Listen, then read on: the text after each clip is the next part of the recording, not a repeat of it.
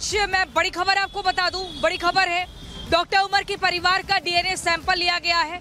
कश्मीर से दिल्ली आया है वो डीएनए सैंपल। आपको बता दूं, डॉक्टर उमर की मां और 2 भाइयों का ये सैंपल लिया गया है। डीएनए सैंपल अब मैच किया जाएगा और उसके बाद किसी अंतिम निष्कर्ष पर पहुंचा जाएगा। ये बड़ी जानकारी मैं आपको दे रही हूँ। डॉक्टर उमर के परिवार का डीएनए सैंपल लिया गया है और सैंपल के लिए कश्मीर से दिल्ली वो लाया गया है और उसके बाद अब आगे जांच होगी, आगे एक रिपोर्ट तैयार होगी। परिवार में मां और दोनों भाइयों के डीएनए सैंपल लिए गए हैं जिसको मैच करवाया जाएगा। ये बड़ी खबर मैं आपको बता रही हूँ, ये बड़ी जानकारी। और यहाँ से आगे जांच के बाद एक रिपोर्ट तैयार होगी और उसमें बारीकी से निष्कर्ष निकलेगा क्या वो मैच कर रहा है, क्योंकि लगातार कई तरह के संदेह व्यक्त हो रहे हैं, लेकिन हर एक एंगल से, हर एक पहलू से कड़ियों को जोड़ने का प्रयास किया जा रहा है।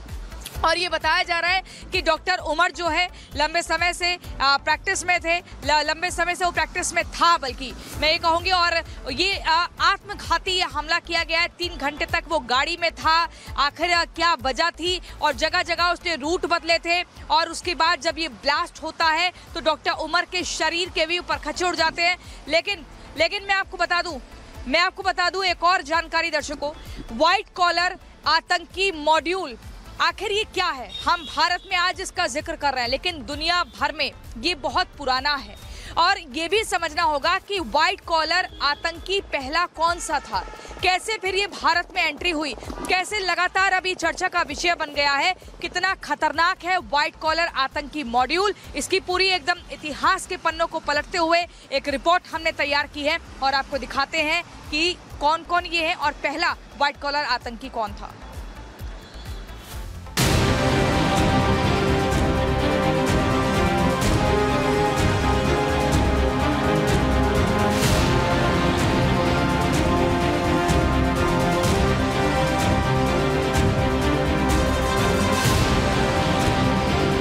व्हाइट कॉलर आतंकी नेटवर्क से सिर्फ भारत ही नहीं जूझ रहा है, बल्कि व्हाइट कॉलर आतंकी मॉड्यूल दुनिया भर के लिए खतरा रहा है। इस्लामिक कट्टरपंथियों ने दुनिया भर में व्हाइट कॉलर प्रोफेशनल्स की भर्ती कर बड़े बड़े आतंकी हमले कराए। पहली बार में तो ये हमले हर जगह सफल रहे, क्योंकि कहीं भी पहली नजर में व्हाइट कॉलर पेशे से जुड़े आतंकियों पर किसी ने भी शक नहीं किया। व्हाइट कॉलर आतंकी मॉड्यूल का सबसे बड़ा नेटवर्क अल-कायदा रहा है, क्योंकि al Qaeda chief Osama bin Laden खुद एक व्हाइट कॉलर पेशे से जुड़ा था। आतंकी बनने से पहले लादेन इंजीनियरिंग का छात्र था। इसके बाद उसने अमेरिका से बदला लेने के लिए अल-कायदा संगठन खड़ा किया। लादेन ने जब अमेरिका में 9/11 अटैक को अंजाम दिया तो इससे पूरी दुनिया हिल गई। इसके बाद अल-कायदा ने अलग अलग डॉक्टर, इंजीनियर सहित अलग अलग प्रोफेशनल्स से जुड़े कई व्हाइट कॉलर आतंकियों की भर्ती की। इन आतंकियों ने अमेरिका जैसे देश को लंबे समय तक चोट पहुंचाई। हालांकि अमेरिका ने लादेन को तो मार दिया, लेकिन अल-कायदा को पूरी तरीके से खत्म नहीं कर पाया। 2005 में लंदन के सीरियल ब्लास्ट में भी व्हाइट कॉलर आतंकियों का हाथ मिला। आतंक के आकाओं ने लंदन के ही इंजीनियरिंग के छात्रों को ट्रेनिंग देकर लंदन में सीरियल ब्लास्ट कराए। मुंबई हमले का मास्टरमाइंड डेविड कोलमैन हेडली भी व्हाइट कॉलर आतंकी था, जिसकी वजह से उसने मुंबई के हमलों वाली जगह की आसानी से रेकी की और भारतीय एजेंसियों को शक भी नहीं हुआ। व्हाइट कॉलर आतंकियों की लिस्ट यही नहीं खत्म होती, बल्कि जम्मू कश्मीर में मारा गया बुरहान वानी और जाकिर मूसा भी इंजीनियरिंग के ही छात्र थे। इसके अलावा इजराइल में हमास के अटैक का मास्टरमाइंड डॉक्टर दायफ भी प्रतिष्ठित पेशे से जुड़ा हुआ था, जिसके इशारे पर इजराइल में कत्लेआम मचा। जैश ए मोहम्मद ने कम पढ़े लिखे आतंकियों को बार बार सुरक्षा एजेंसियों की जाल में फंसते देखा, जिसकी वजह से उसने अपनी रणनीति बदल दी। जैश का सरगना मसूद अजहर और उसकी बहन सादिया अजहर दोनों ऑपरेशन सिंदूर में अपने परिवार वालों को खोकर बौखलाए हुए हैं। इसलिए उन्होंने भारत से बदला लेने के लिए कम पढ़े लिखे आतंकी यानी लंगड़े घोड़े की जगह व्हाइट कॉलर आतंकियों पर दांव लगाया है, जिससे इनके पकड़े जाने का खतरा कम।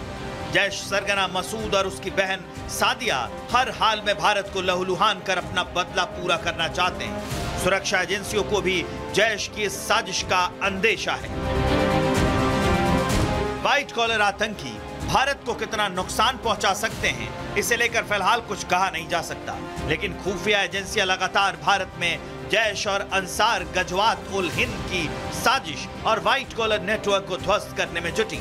ऐसे में अब देखना यह है कि आतंकी संगठन खुफिया एजेंसियों से बचने के लिए कौन सा नया पैंतरा आजमाते हैं। देखना यह भी है कि सुरक्षा एजेंसियां व्हाइट कॉलर पेशे से जुड़े लोगों को रेडिकलाइज होने से बचाने के लिए क्या कुछ कदम उठाती हैं।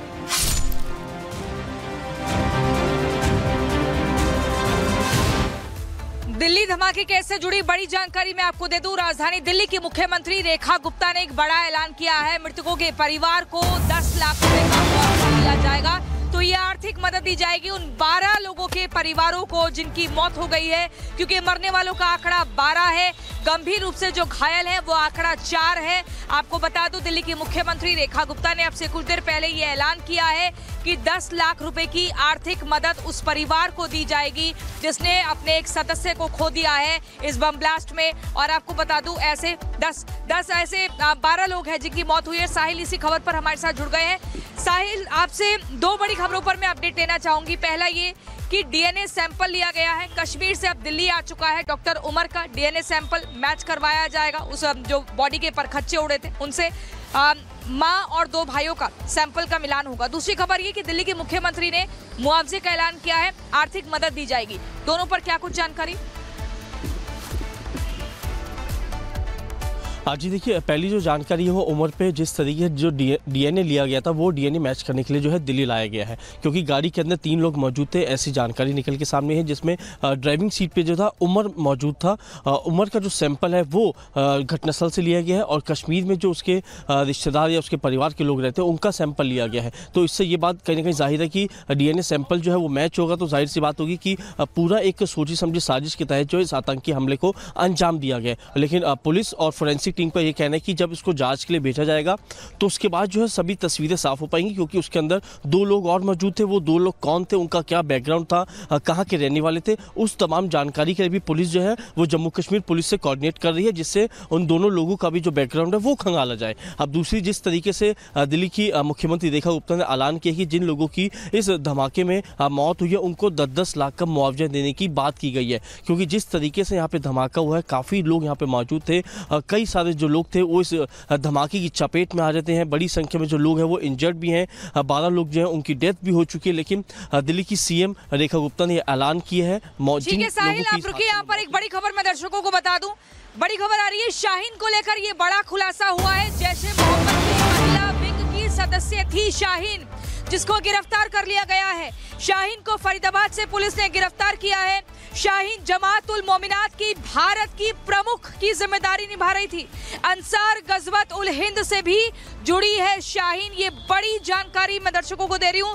अंसार गजवत उल हिंद से भी जुड़ी है शाहीन। शाहीन जमात उल मोमिनात की भारत प्रमुख है। शाहीन को फरीदाबाद से पुलिस ने गिरफ्तार कर लिया है। शाहीन जैश-ए-मोहम्मद की महिला विंग की सदस्य है। ये बड़ा खुलासा हुआ है और महिला विंग में और बाकी लोगों को भरने का लगातार खुलासा भी हुआ है। लेकिन एक और बड़ी जानकारी दर्शकों में आपको बता रही है, और ये बड़ी खबर लखनऊ और कानपुर में एटीएस की कार्रवाई। लखनऊ और कानपुर में एटीएस की कार्रवाई। कानपुर मेडिकल कॉलेज से दस्तावेज दिए गए हैं। कानपुर मेडिकल कॉलेज में रह चुकी है शाहीन। शाहीन के पिता का लखनऊ से फोन जब्त किया है। शाहीन के पिता का लखनऊ से फोन जब्त किया है। कानपुर मेडिकल कॉलेज से दस्तावेज लिए हैं। कानपुर मेडिकल कॉलेज में रह चुकी है शाहीन। तो ये महत्वपूर्ण जानकारी दर्शकों में आप तक पहुंचा रही हूं। लेकिन जाते जाते एक ब्रेक का वक्त हो चुका है। मैं आपको बता दूं, देश के प्रधानमंत्री नरेंद्र मोदी ने कह दिया है कि दिल्ली में जो बम धमाका हुआ इसके पीछे जो भी षड्यंत्रकारी हैं उनको बख्शा नहीं जाएगा। सख्त से सख्त कार्रवाई होगी। एक ब्रेक के लिए हम रुक रहे हैं। लगातार खबरों के लिए आप देखते रहिए रिपब्लिक भारत।